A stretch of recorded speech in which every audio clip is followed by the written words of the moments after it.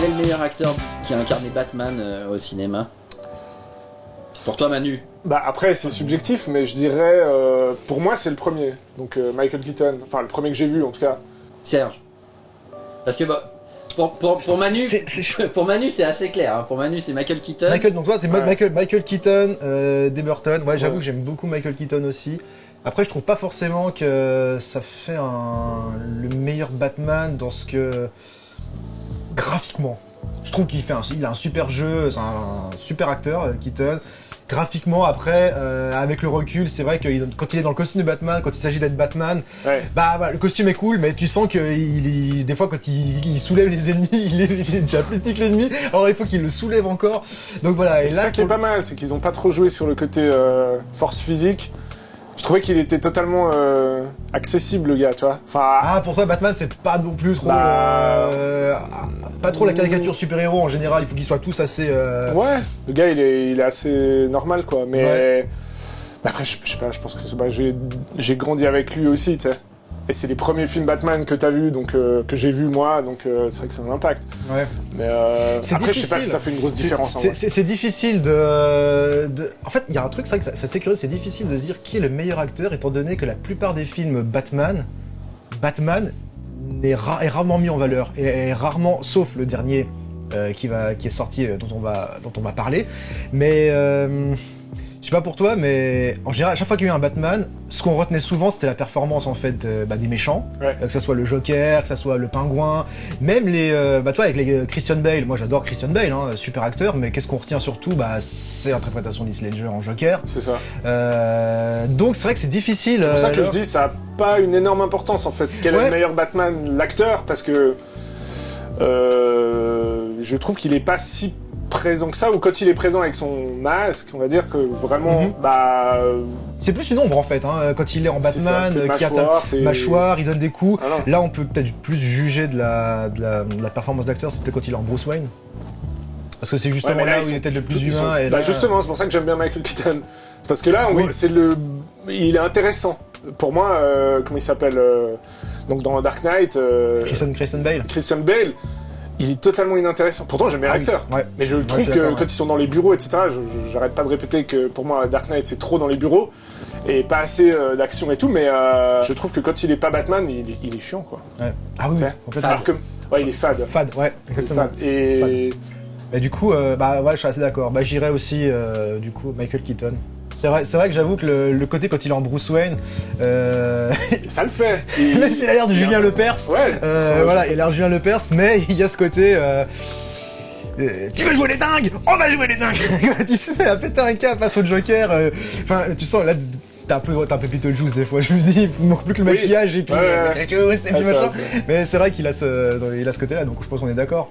Trêve de plaisanterie, du coup, on va s'attaquer au vif du sujet, parce que oui, vous êtes sur La Grange. La Grange, c'est quoi? C'est l'émission qui fait une petite critique à chaud d'un film qu'on a vu il y a pas si longtemps, et là, le film dont on va parler, c'est...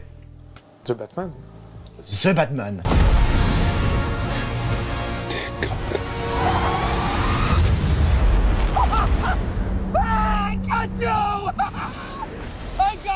Film de Matt Reeves mettant en scène du coup Robert Pattinson. On parlait des acteurs du coup, Robert Pattinson dans le rôle de Batman. Est-ce qu'on pourrait commencer du coup par ça, ou tu veux me dire un peu à chaud qu'est-ce qu'on a pensé, parce qu'on a des avis différents.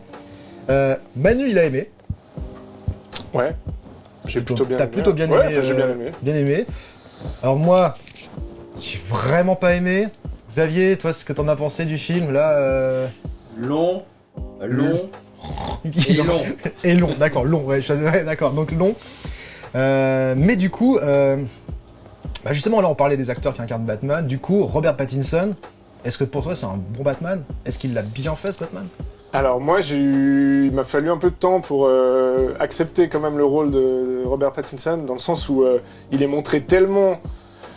dès le début d'un air... le traitement du personnage de Batman, déjà, il est différent des autres. C'est-à-dire il est déjà beaucoup plus sombre et dépressif. Voire même un peu à la caricature, parfois. Surtout au début, où on n'a pas l'habitude, je trouve. Et au début, ça me choquait. Donc au début, j'étais là, ok... J'avais un peu de peine à voir comment il pouvait faire un bon Batman. Et puis petit à petit, je sais pas si je me suis habitué. Et puis vers la fin, j'ai bien aimé, et aussi parce qu'il a peut-être plus le rôle de Batman, il est plus en costume. Quand il est pas en costume, quand il est et des fois caricatural dans le sens où je dis même, il y a par exemple au début, on le voit avec il a son maquillage autour des yeux, mais qui coule, ouais. Qui donne un aspect un peu presque gothique ou emo, un peu voilà, là on s'est dit bon, ça, okay. Avec la musique de Nirvana, je vois l'idée, mais c'est un peu caricatural quand même. Et après, petit à petit, moi je m'y suis fait, en tout cas j'aimais bien, je trouvais qu'au moins il y avait de la... Contrairement à Christian Bale par exemple, qui pour moi est invisible et c'est vrai, ça, tu l'as trouvé plus présent et plus charismatique par exemple que Christian Bale? Je pense oui, parce que plus intéressant au moins. Le personnage m'attirait plus. Après, je pense que c'est des goûts personnels. Peut-être que, voilà, j'aime bien les personnages un peu, on va dire, torturés. Donc... Ouais, torturé, mais alors le fait qu'il soit torturé, qu'il y ait des problèmes, ça c'est pas mal parce que c'est raccord avec son traumatisme, etc. Donc on peut comprendre que ça l'a marqué, puis qu'il essaie de faire quelque chose avec en tant que Batman. Mais alors putain, moi je le trouvais vraiment inexistant au possible. Et ce qui est con, Robert Pattinson. Ah oui, puis même Batman. Enfin, c'est con parce qu'en plus tout le monde disait que voilà c'est le film. Enfin, tout le monde dit voilà c'est enfin un film sur Batman, centré sur Batman. C'est vrai que voilà. Les autres ils criaient tous non, on va se concentrer plus sur Batman, ça va être bien, voilà, on va plus s'attacher à lui, essayer de comprendre ses mécaniques. Alors que j'ai trouvé que en 3 heures, 3 heures je les ai pas vu passer à part ça. Enfin, j'exagère en disant que je les ai pas vu passer, mais ça m'a pas paru long. Voilà, on va dire ça. C'est vrai. Ouais. J'entends Xavier qui rigole derrière. Ça y est, ouais. Non, moi, Robert Pattinson, il avait un côté froid, il y avait un rendu froid à l'image que j'ai trouvé hyper intéressant. L'image, ça, le jeu.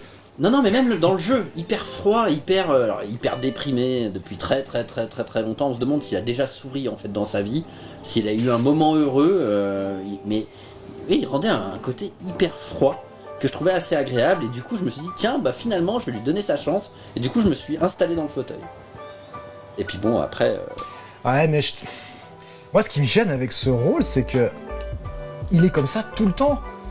Et moi, je veux bien qu'il ait des moments où ça se relâche un petit peu, et puis il y a des moments même de doute, des fois. Mais j'aimerais qu'en fait, ils arrivent après qu'il ait accompli quelque chose, ou qu'il soit vraiment au taquet. Chose que moi, je le trouve vraiment fade du début à la fin, quoi. Enfin, il y a rien. Alors même la quand il est en Batman, c'est vrai qu'il a pas une. Bon, voilà, mais est-ce que je pense que dans un Batman, il y a peut-être pas vraiment de progression, mais le personnage reste le même, ça c'est vrai. Mais est-ce que tu as pas trouvé au moins attachant ou intéressant? Non. Ok. Pas du tout. Non, parce que je trouve qu'il y a une...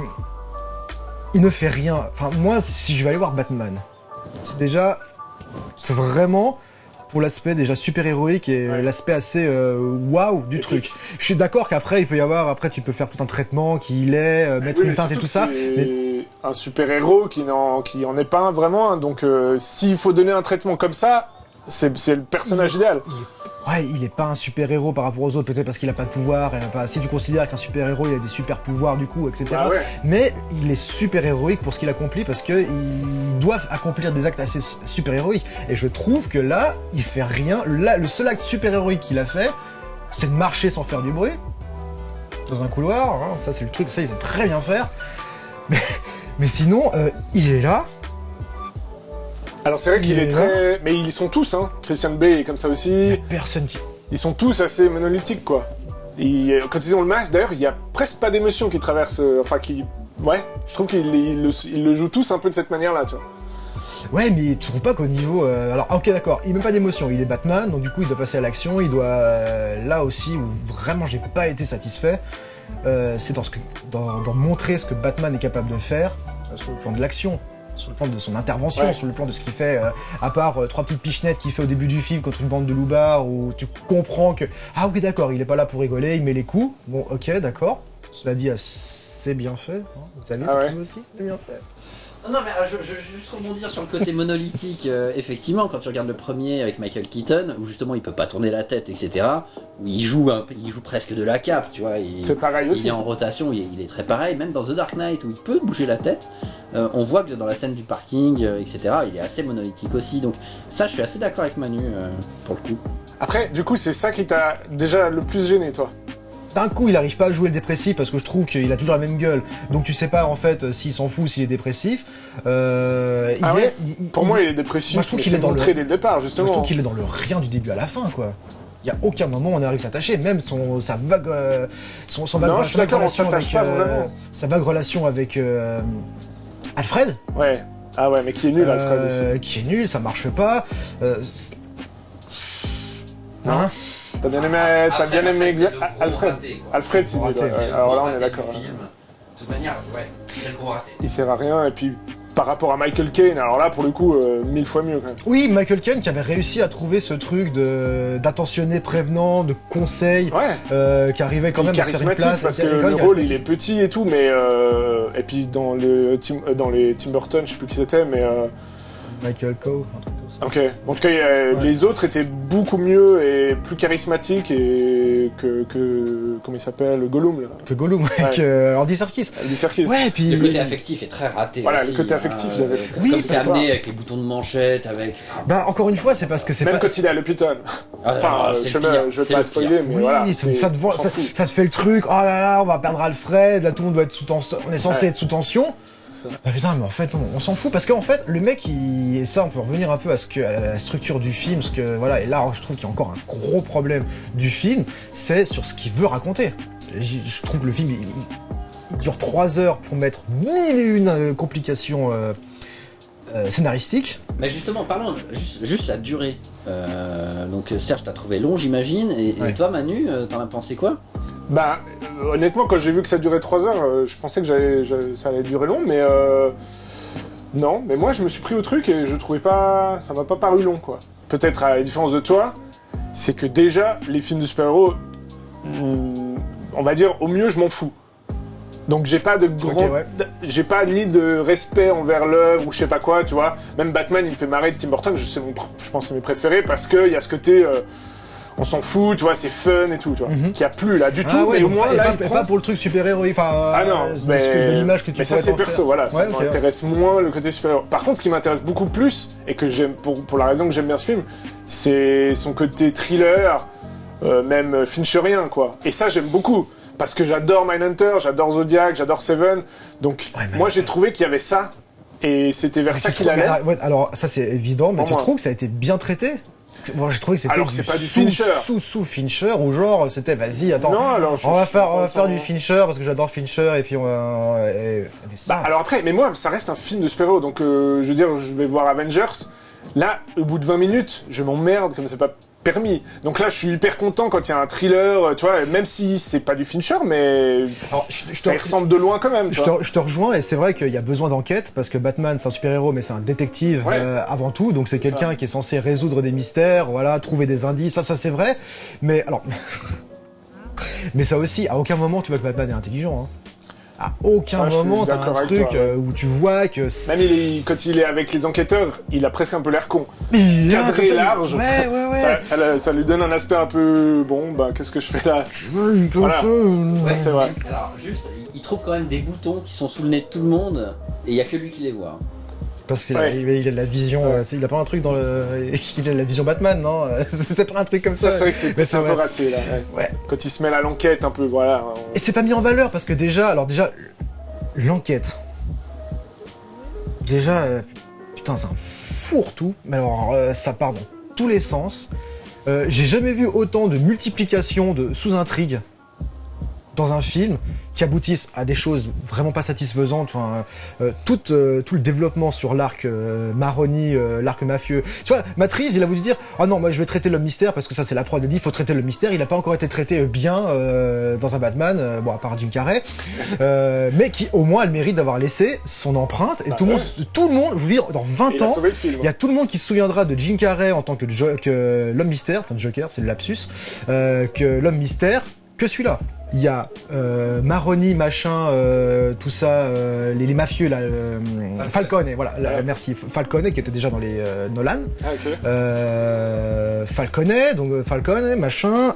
Après il y a quoi? Il y a le pingouin qui a sa place, mine de rien, il a pas un rôle aussi déterminant, enfin voilà, il a que les autres films qu'il a pu avoir, mais il n'empêche qu'ils l'ont mis dans ce film, donc ça veut dire qu'il se dit ah là faut parler du pingouin. Selina Kyle, Bruce Wayne, son Patrick, son passé, on est censé être sur lui. Donc en fait, il fait de l'à peu près. Je trouve que le mec, il fait de l'à peu près sur à peu près tous les tableaux. Ce qui fait qu'en tant que mise en scène, développement et tout ça, eh ben il y a des bribes, mais il n'y a rien du tout. Il y a, on va parler un peu de le mystère, faut faire un truc à la Nolan, hein, parce que tu vois. Mais à mon avis, c'est un peu, moi ça me dérange pas, je sais pas si c'est volontaire, mais ça complexifie. Alors peut-être pour toi, qui sert à rien, mais bêtement, mais du coup, c'est moins direct. Je pense que c'est une volonté de rendre les choses moins claires. Parce que tout le film est un peu comme ça, tu vois, même c'est con, mais au niveau de l'éclairage, etc., tout est un peu presque brumeux, ou tu vois, un peu flou. Il y a plein d'effets comme ça qui rendent le truc. J'imagine qu'en plus, avec l'implication mafieuse... Mais là, dans les faits, tu parles de quelque chose qui participe plus à l'ambiance, ça t'a aidé, du coup, à progresser dans le film. En vrai, mais l'intrigue, là, tu me la demandes, je pourrais pas te la résumer. Non mais vas-y, résume The Batman. Alors là... Non, en vrai, mais impossible. Mais parce que, si tu veux, par contre, ce que je sais, c'est que il y a des scènes qui me marquent. Tu vois, moi, la scène de la Batmobile, quand elle arrive dans le film, moi, je la kiffe. Franchement, alors elle est un peu too much, mais tout d'un coup, il y a quelque chose. Qui fait penser à Christine même un peu avec un moment avec la voiture en feu. Ouais.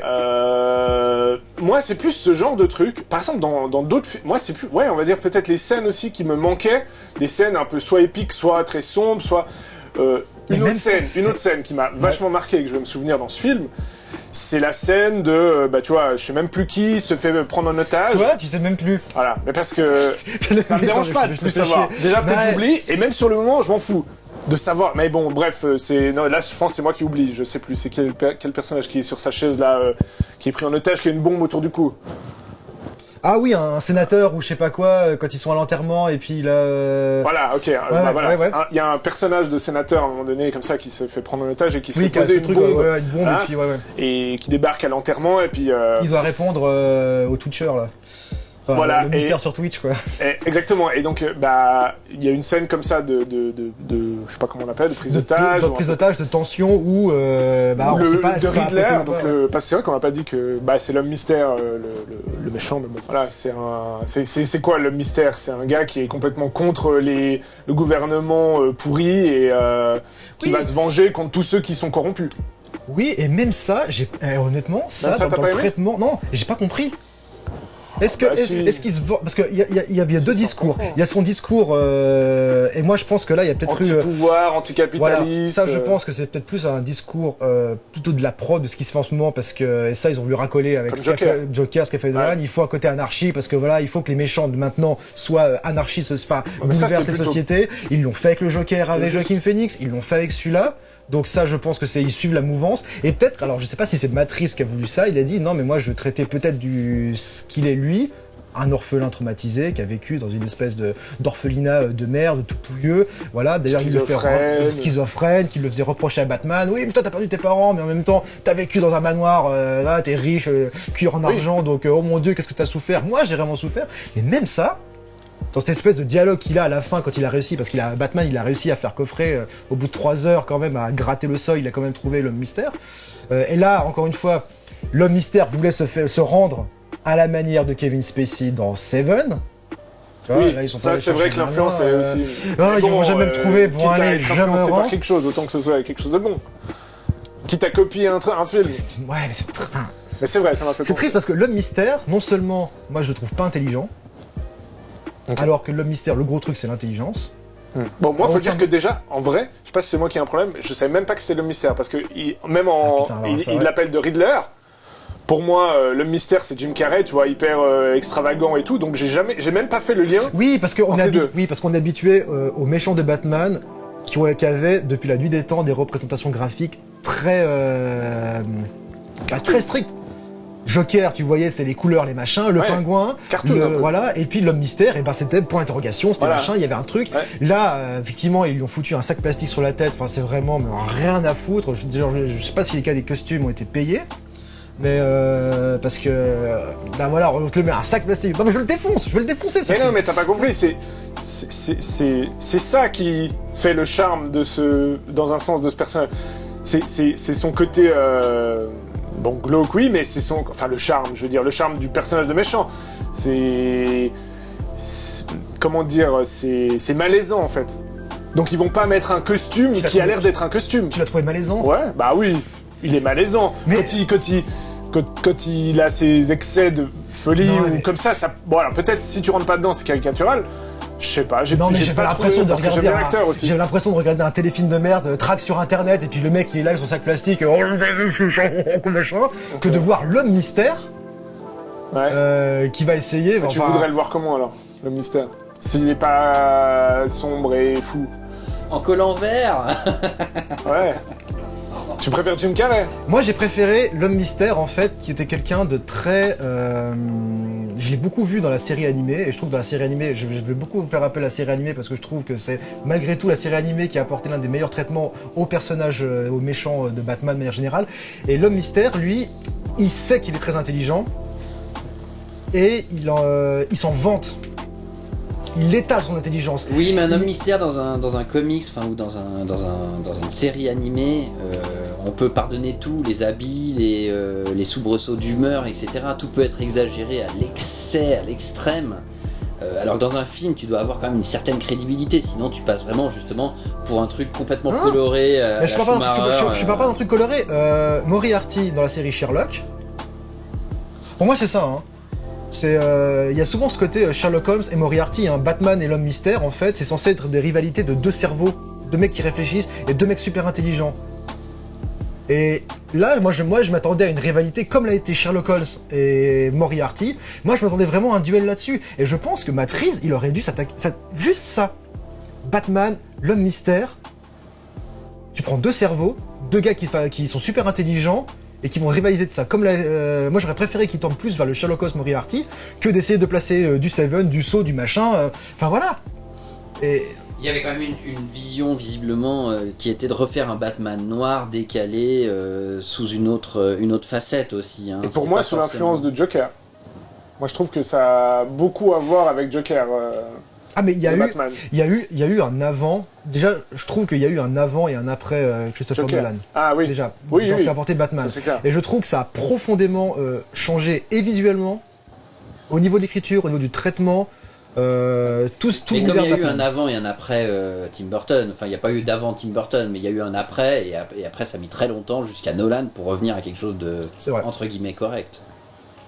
Oui, il y a eu Spider-Man entre-temps, mais ouais. Mais de ce qu'a apporté Nolan, c'est quand même Nolan qui a apporté toute cette dimension très réaliste, très épurée, très anarchico-sociale. C'est vrai, laissons libre à l'anarchie, politique, beaucoup plus politique. Ce qui en soi, bon, ça peut être louable, franchement, il peut y avoir une démarche politique pour un méchant, mais si un méchant le fait, il a son truc, c'est son voilà, ok, merci, tu te développes bien, mais si tu calques tous les méchants, tu calques le Joker, tu vois la différence entre le mystère et le Joker.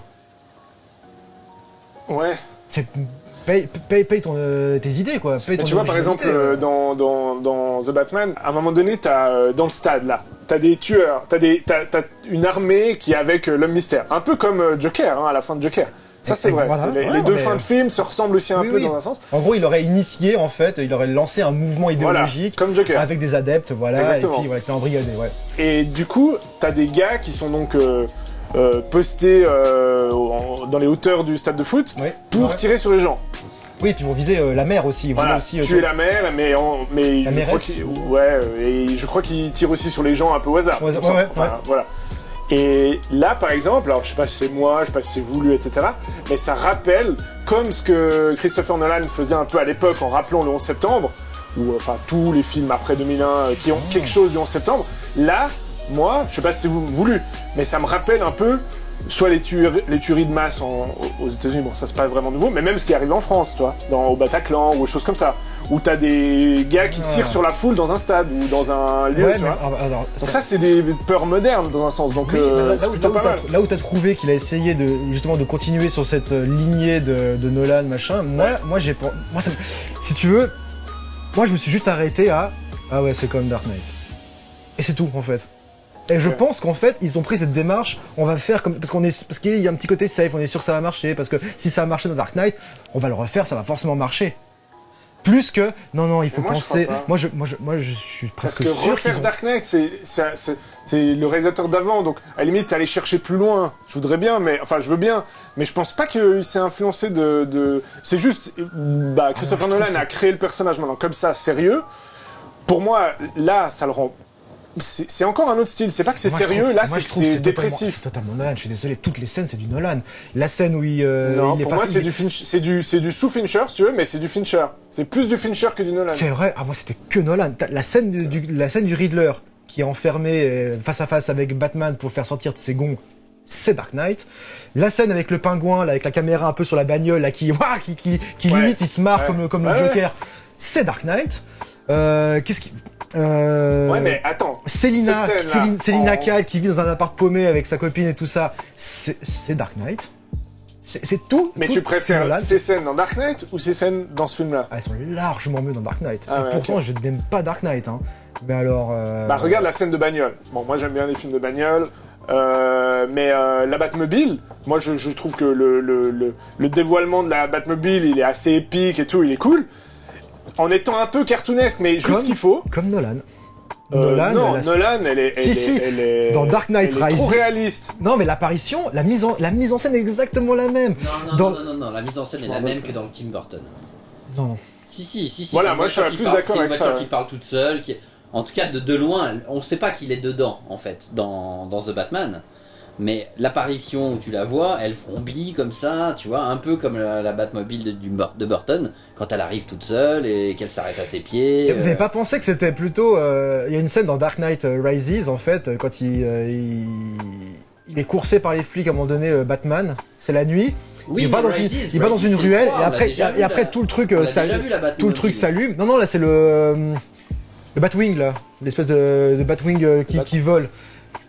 Machin, il s'allume exactement comme la Batmobile qui s'allume dans la pénombre et tout ça, et puis après il jaillit comme ça. Pour moi, enfin après voilà, c'est vrai que c'est personnel, mais moi j'ai dit putain, le mec il a fait encore Nolan, c'est du Nolan du début à la fin quoi. Après c'est comme je l'ai ressenti dans l'apparition, tu vois, de la Batmobile. Mais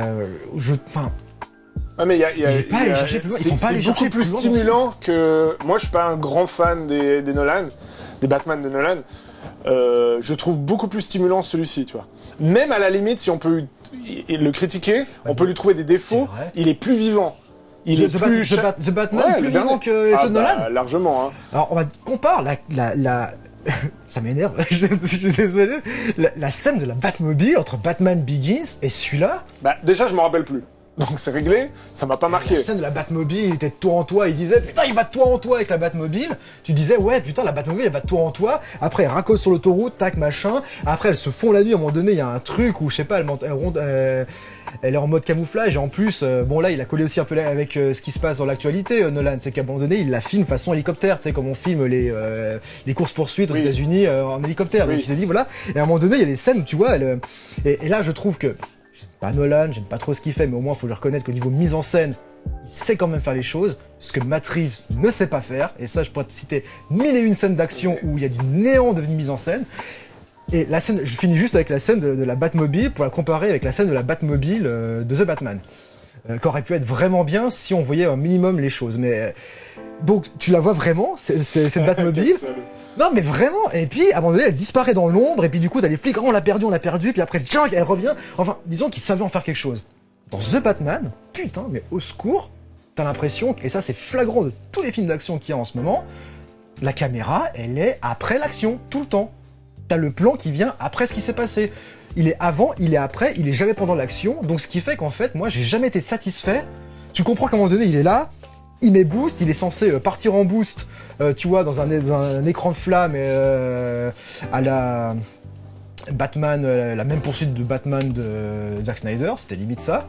Et puis, mais c'est un gloubi-boulga de visu, on voit rien, j'ai rien suivi, on comprend rien de la scène d'action. Alors peut-être que toi tu mets aussi la barre plus haute, ou je sais pas, moi je dis pas que j'ai vu des scènes de bagnole tellement mieux filmées que ça, c'est évident. Mais je dis que moi je la trouve, je la trouve meilleure que Dark Knight. Justement, t'en as vu tellement mieux filmé, t'as pas été déçu de cette scène-là? Tu t'attendais pas à minimum au moins quelque chose?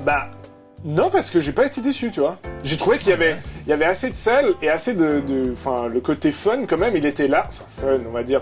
Putain, voilà, t'as les flammes, t'as le côté.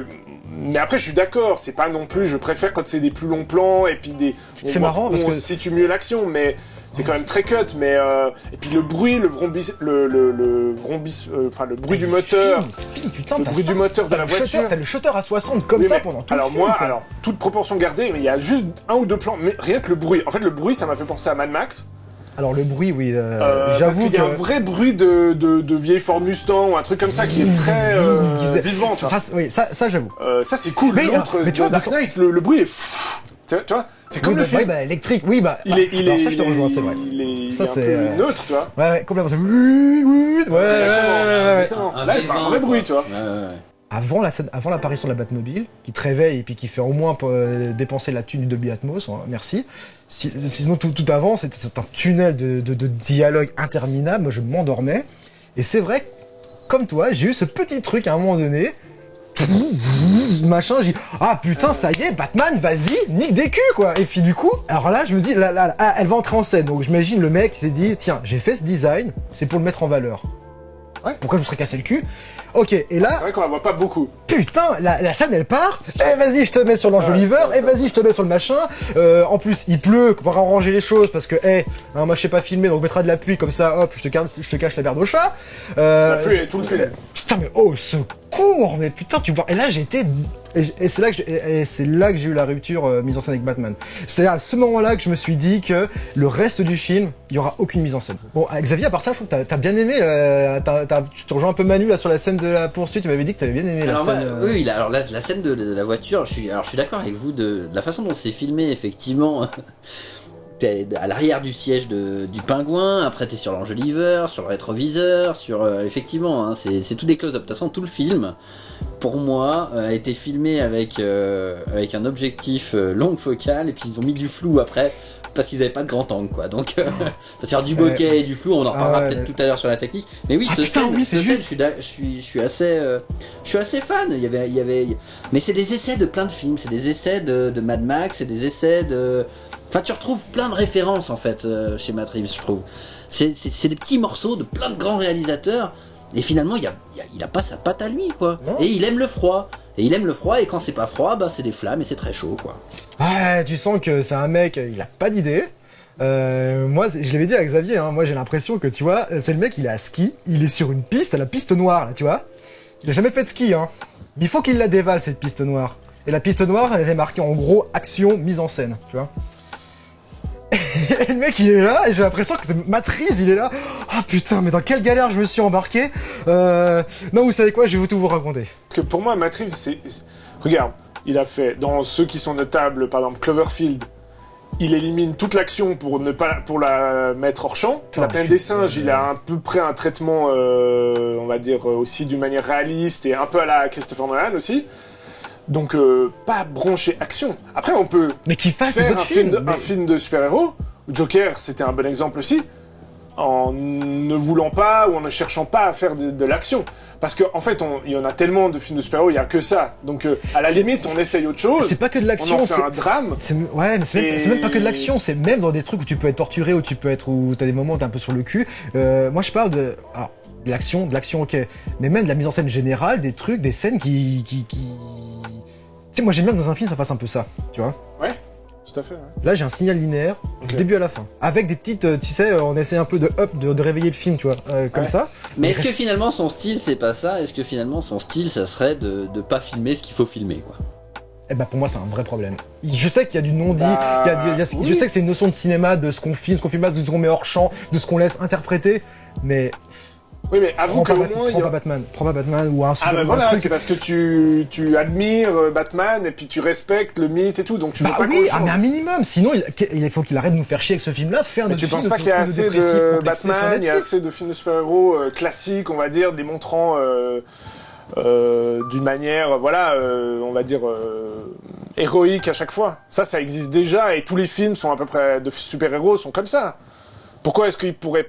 Moi, c'est ça que je trouve intéressant, c'est que je comprends qu'on puisse ne pas aimer le traitement, je respecte encore plus. Bon, moi j'aime bien, mais même si j'aimais pas, je me dirais, bon, au moins c'est différent. Parce que moi, ce que je trouve beau dans Batman, c'est que c'est un mec dépressif et torturé qui a un problème avec soi, arrive malgré tout à me faire décrocher la mâchoire pour des actes de bravoure qui me mettent sur le cul à chaque fois. Oui. C'est vraiment la contrebalance à chaque fois. Là, dans ce film, il joue que le dépressif qui fait rien, donc forcément, moi, je me fais chier devant ce film. Okay. Parce que j'ai envie... T'as pas aimé Joker non plus. Oh putain, Joker. Donc, je comprends, au moins t'es cohérent. C'est le même traitement pour moi. Faut quand même redéfinir qu'est-ce qui fait le sel de Batman et des personnages, des vilains de Batman. C'est des personnages hauts en couleur. Je parle pas des costumes, hein, parce que ça aurait pu... C'était le cas où ils ont vraiment pris au pied de la lettre, c'était voilà... Mais c'est des personnages à forte personnalité, hauts en couleur, qui ont beaucoup de notions de dualité, qui peuvent autant souffler le chaud et le froid, et c'est ça qui rendait vraiment toute la richesse de ces personnages. Ce que, encore une fois, la série animée, franchement, je vous conseille encore une fois de regarder la série animée, parce que il y a des choses, Joker par exemple... mais ça c'est pour les enfants. Bah c'est vrai, malgré tout, la série animée, je regardais quand j'étais enfant, j'adorais, je pense que si je regarde, j'adore. Mais c'est pour les enfants. Le premier niveau de lecture, les films de super-héros, c'est aussi en majorité plutôt pour les enfants. Bon, bah là, The Batman, je ne le conseillerais pas aux enfants. Pour les enfants, ils ont mis le paquet. C'est vrai. Si quoi, t'as dit? Si c'est pour les enfants, si la cible c'est pour les enfants, on peut dire qu'ils sont vraiment pas foutus de leur gueule. Pour une fois, là, pour les enfants, ils ont mis le paquet au niveau musique, au niveau animation, au niveau style. Ah, tu parles dans la série animée. Et moi, je pense qu'ils ont pas pensé aux enfants quand ils ont fait la série animée. Hein. Bah, ils ont pensé aux deux au moins. Oui. Mais malgré tout, il y a un traitement. Bon, voilà, un peu, un peu binaire, on va dire.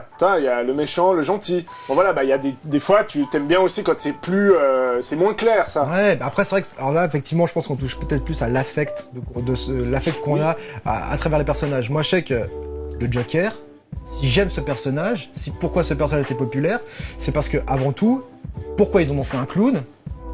Parce qu'il faut que ce soit quelqu'un de drôle. Quelqu'un de drôle qui peut d'un coup te faire marrer sur un truc parce que tu dis que putain mais c'est vrai qu'il est drôle ce gars, ouais. Je l'aime bien, il me fait marrer, et que paradoxalement, il te tue avec une extrême violence une personne. C'est un psychopathe. Oui, c'est un psychopathe. Comme l'a très bien fait Christian Bale dans American Psycho, un mec pour qui t'as de la fascination, ouais. Et en même temps c'est le pire psychopathe ordure de la Terre. Joker, Joaquin Phoenix, encore une fois, c'est un signal linéaire, il est ni drôle, il ne sait faire que le dépressif parce que c'est la mode. Moi, ça me fait chier. Parce que moi, en fait, ils me vendent un truc de violon tout le temps et tout. Moi, c'est bon, ça, tu me le mets 5 minutes dans le film, on a compris qui est le personnage. Après, qu'est-ce que t'en fais? Bah non. Non, mais au bout de 2 heures, vous avez compris. Moi, je suis désolé. Moi, le Joker avec Joaquin Phoenix, enfin de Todd, c'est... de Todd Phillips, hein, parce que c'est pas mon pote. Le champignon. C'est un film avec un vrai fond. Il y a un vrai fond sociétal, etc. C'est pas un film de super-héros. C'est vraiment une chronique, une chronique de la société aussi. Et c'est ce que j'ai trouvé intéressant. Du coup, pour moi, le Joker, c'est vraiment un film à part, même. Ouais, mais là, tu décris aussi bien le Joker de Dark Knight. Joker de Dark Knight représente à lui seul tout un pan sociétal anarchique en a marre. Et là, ils ont réitéré ça avec le Joker. Joker de Dark Knight, le gars, on sait rien de lui. On sait rien de lui. On sait mais pas là où j'ai aimé le Joker... On ne sait que dalle. C'est un gars qui sort du jour au lendemain de nulle part et qui fout un bordel monstre dans Gotham jusqu'à faire tout crever, quoi. Mais là où j'ai aimé l'interprétation d'Heath Ledger, et même au-delà de l'interprétation, over the top, mais même le traitement que Nolan, je trouve qu'il a au moins essayé de faire un truc, Nolan, dans le traitement du Joker, c'est qu'il a rendu le personnage assez intéressant au niveau de l'humour, assez drôle. Moi, la scène où il débarque en nonne... Non, moi, je trouve pas drôle. Il débarque en nonne dans le machin, salut, des trucs, tu vois... Malaisant. Parce que tu sais pas sur quel pied danser, mais... Mais moi, le Joker dans Joaquin Phoenix, il me fait pitié, et moi, j'ai pas envie d'avoir pitié d'un mec comme ça. Moi, je suis désolé, faire un autre film, et après, je sais que c'est de l'affect, c'est très personnel. Mais moi, un mec qui me fait pitié tout le long... S'il aurait fait un autre film, sur un gars que personne connaît, a priori, il aurait pas du tout eu le succès du film qu'a eu le Joker. Donc je pense qu'il y a un côté aussi, comme je disais, les choses ont déjà été faites avant, et en plus, si je prends le personnage du Joker, il me semble assez correspondre à ça, j'ai pas besoin de faire le même, mais il se base sur le personnage qui existe, comme ça, bah évidemment, ça a potentiellement plus de succès aussi quand même. Mais je pense qu'il y a une... Que si le film s'appelle Philippe, tu vois. Ouais. C'est ce que je veux dire. Il y a un côté comme ça, je pense quand même qu'ils ont utilisé ce personnage pour en dire autre chose, mais il est pas... Moi, il me semble pas... éloigné de l'image que je me fais du Joker. Après, on ne voit... on est à 1h11, j'ai hyper faim, et il est 10h moins le quart. Alors faut quoi, putain 1h, ouais. C'est ça aussi, tu vois, le truc. Bah, de toute façon, on a résumé ou pas? On a résumé ou pas la fin? Ouais, ça part dans tous les sens. Hein. Okay.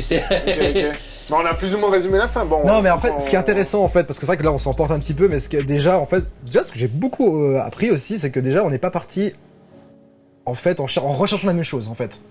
Ce qui fait que on n'est pas allé. Toi, tu me dis que voilà, toi, t'es pas allé voir Batman pour Batman.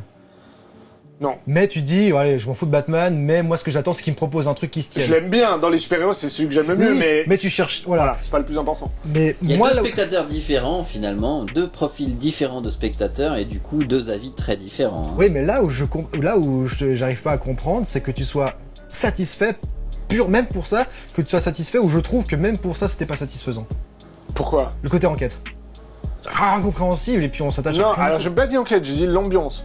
J'ai dit le ton, l'image, moi je la trouve jolie, à part, je sais ce que tu vas dire, l'espèce de bokeh là, comme s'il y avait des culs de bouteille dans les plans, le flou au côté. C'est vrai que ça, ils auraient pu éviter, mais c'est un peu trop, mais disons, j'aime bien l'univers dans lequel est le film, donc déjà je suis pris par le truc, l'ambiance et tout. Donc voilà, je pars sur un a priori positif dès le départ, donc ça aide, mais c'est vrai qu'à la base, voilà, je suis pas un grand fan de Batman, donc, et toi oui, donc t'es déçu par ce que t'as vu, et moi, j'aime bien que ce soit différent. Ouais, moi je suis très embêté que j'arrive pas à me rattraper sur quelque chose. Ouais. J'arrive pas à me rattraper sur le truc qui est Batman parce qu'il n'y a pas de Batman. J'arrive pas à me rattraper sur l'aspect, ok, alors si il n'y a pas Batman, tant pis. Voilà, déjà tant pis. Je prends le truc pour l'aspect thriller et tout ça. Ouais. Et ben j'ai fait face à un mauvais thriller. Donc putain, qu'est-ce qui reste? Ouais. Bon, de toute façon, là, on va je pense que... mais je veux juste dire, ce qui est marrant, c'est que toi non plus, dans un sens, je comprends pas comment dans ce qu'a fait Christopher Nolan, tu peux être satisfait et trouver ce côté-là, parce que il n'est pas vraiment ni épique, ni très fidèle au personnage, ni même mystérieux, tu vois, enfin... Là où j'ai pas aimé l'aspect... Il y a plein de choses, effectivement, on va vite... À la base, t'aimes pas trop le Dark Knight, ou bien t'aimes bien? J'aime pas du tout Dark Knight, j'ai même préféré Batman Begins, honnêtement, parce qu'il y a des éléments graphiques et visuels de Batman Begins qui sont nettement plus intéressants de ce qu'il a fait. Et notamment Gotham, d'ailleurs. Hein, Gotham dans Batman Begins, là, ils sont partis du truc, voilà... alors, je sais pas qui a voulu ça, parce qu'après, Nolan, il a fait volte-face, hein, il a dit, non, apparemment, je pense pas qu'il a...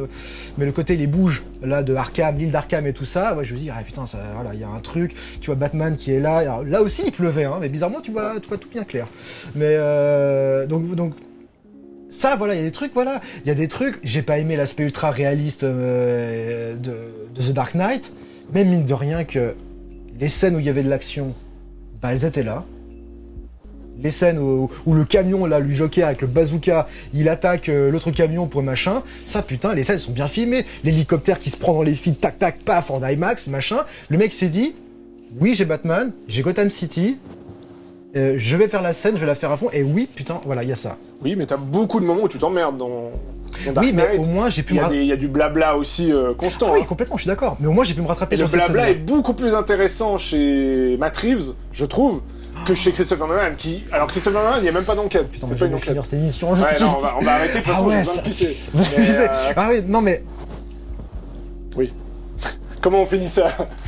Non mais, en voyant ce film, c'est vrai, je me suis dit, merde, mais même Nolan a fait des scènes Batman, typiques Batman.